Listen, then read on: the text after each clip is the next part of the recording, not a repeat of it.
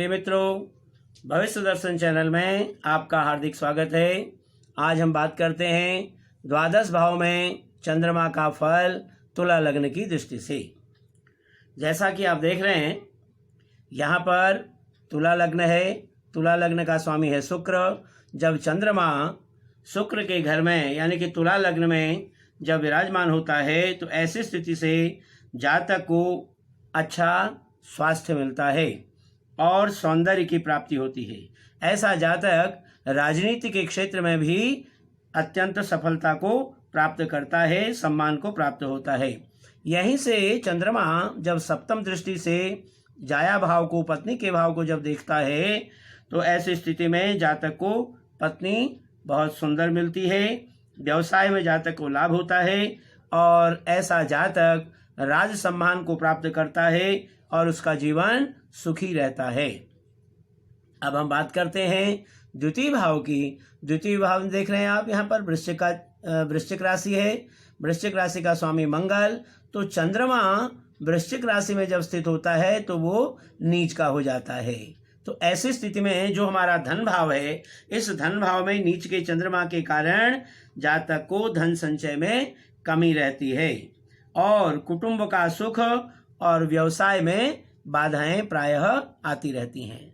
यहीं से जब सप्तम दृष्टि से चंद्रमा अष्टम भाव को उच्च दृष्टि से देखता है, जो अष्टम भाव है हमारा आयु का, समुद्र यात्रा का, ऐसी स्थिति में जब चंद्रमा उच्च का होकर के अष्टम भाव को जब देखता है तो जातक दीर्घायु होता है और उत्तम भूमि भवन का सुख उसको मिलता है, लेकिन ऐसे जातक के लिए रोग बराबर बने रहते हैं।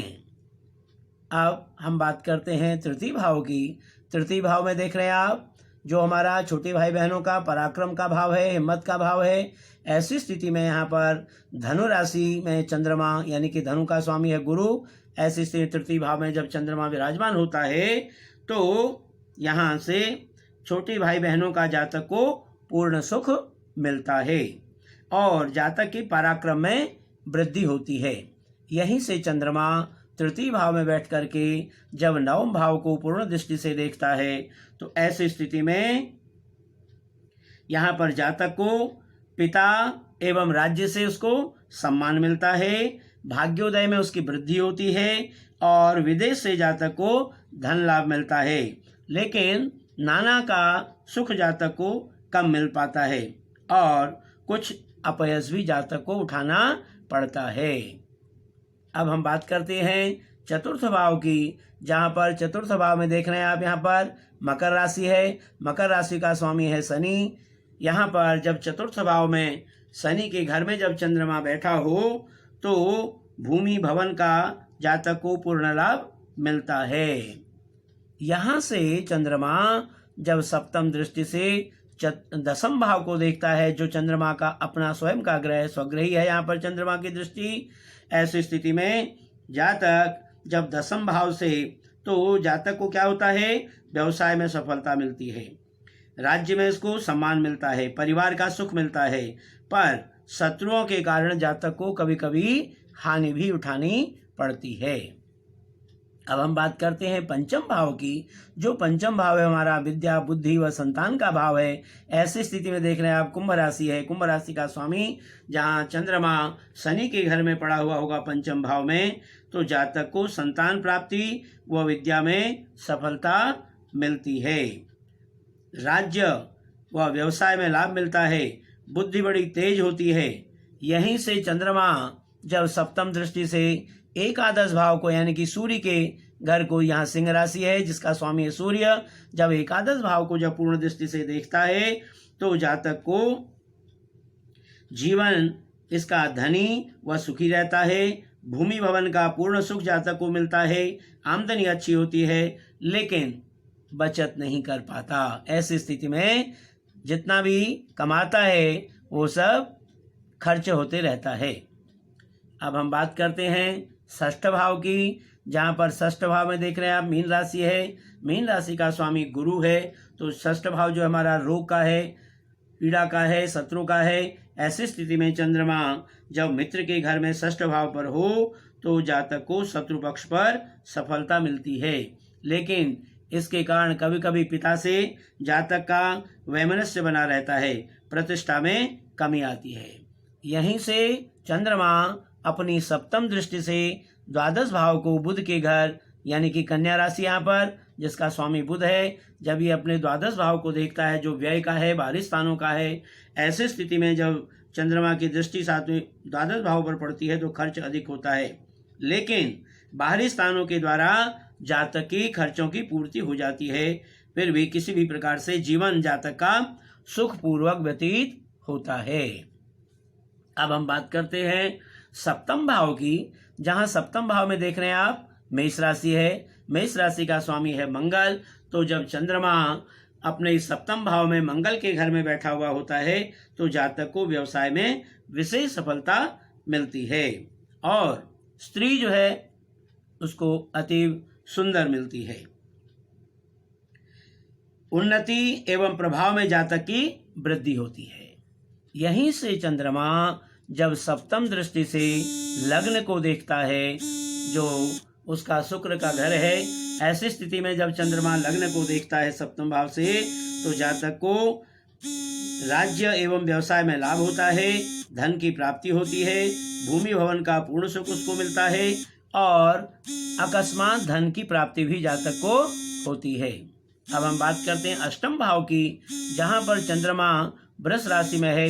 अष्टम भाव में बैठ करके चंद्रमा उच्च का हो जाता है, जो हमारा आयु और समुद्र यात्रा इत्यादि का स्थान है। ऐसी स्थिति में चंद्रमा का उच्च में होकर के अष्टम भाव में बैठना आयु की वृद्धि करता है। ऐसे जातक का जीवन आनंदपूर्ण व्यतीत होता है।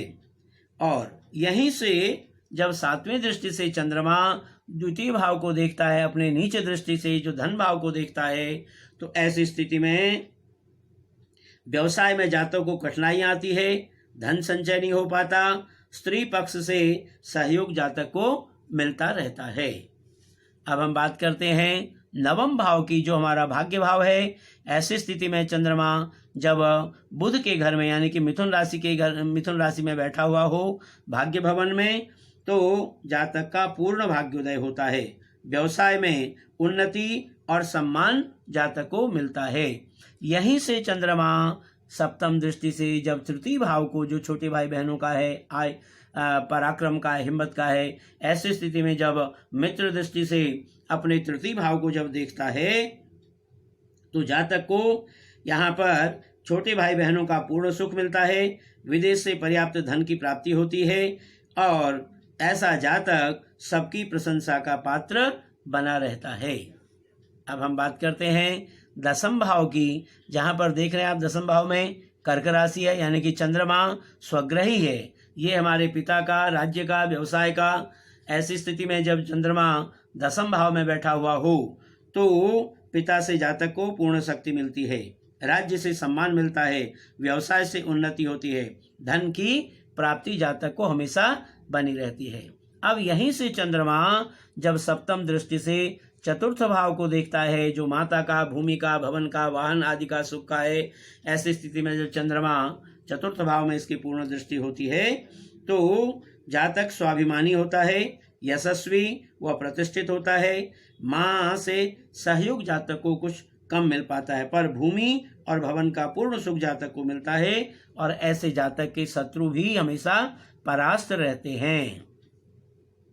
अब हम बात करते हैं एकादश भाव की, जहां पर एकादश भाव में देख रहे हैं आप, यहाँ पर सिंह राशि है। सिंह राशि का स्वामी सूर्य, जो चंद्रमा का मित्र है। एकादश भाव पर स्थिति में चंद्रमा की स्थिति होने से जातक को लाभ के अवसर बराबर देता रहता है। राज्य और व्यवसाय से जातक को लाभ मिलता है, यश व सफलता की प्राप्ति होती है। यहीं से चंद्रमा अपनी सप्तम दृष्टि से पंचम भाव को देखता है, जो हमारा विद्या, संतान, बुद्धि का भाव है। ऐसी स्थिति में जब चंद्रमा की दृष्टि पंचम भाव पर होती है तो संतान पक्ष से जातक को कुछ मनमुटाव रहता है, विद्या की अच्छी प्राप्ति होती है, विद्या के क्षेत्र में जातक अच्छी तरक्की करता है। अब हम बात करते हैं द्वादश भाव की, जहां पर द्वादश भाव में देख रहे हैं आप यहाँ पर कन्या राशि है जिसका स्वामी है बुध।